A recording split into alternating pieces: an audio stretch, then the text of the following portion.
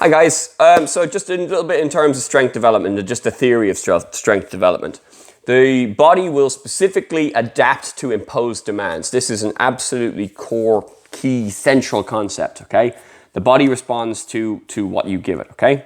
And what we want to give it for a muscle to grow is we want time under tension, we want rest, and we want appropriate nutrition, okay? So make sure that the muscle has, from the nutritional side, make sure that there's some glycogen in the system, that it's got energy to burn to get through the workout. So that's, carbs before training might be a way to look at that. Then in terms of nutrition for recovery, well, it's going to need some protein after to repair the damaged tissue, okay? So then we look at, well, the tension that we're giving. So we look at time under tension. So if I just count press ups, so I do them really fast, 1, 2, 3, 4, 5, 6.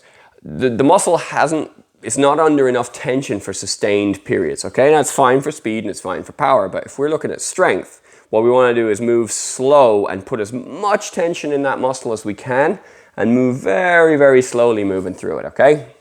There are 3 muscular contractions that we look at in terms of any movement. So if I go to pick up a heavy weight and I pull before the weight moves, there's that moment where everything's still. I'm pulling, and what's happening is the nerves are saying, no, bring more muscle, bring more muscle, bring more muscle. And while that's happening, that is called an isometric contraction, okay? So iso is no change, and metric is length, right? So there's no change in the muscle length, but the tension is increasing. And we can use isometric contractions in all kinds of ways. We'll be exploring that later, okay? So then, as I pick the weight up, and my arm bends, the muscle shortens. This is called a concentric contraction. And then as I put the weight back down again, the muscle lengthens under tension. This is an eccentric contraction, okay?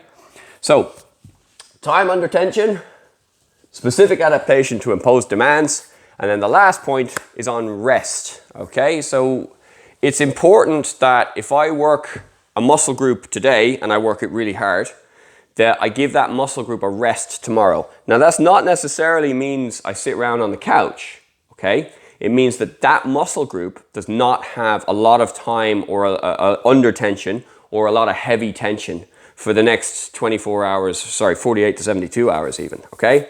So if I've really gone hell for leather and absolutely given it all I've got, I'm gonna need maybe 3 days off for recovery time, okay? So that's what we want to think about. Basic principles, right? Specific adaptation to imposed demands, time under tension, rest, recovery, and nutrition. All right, cheers guys.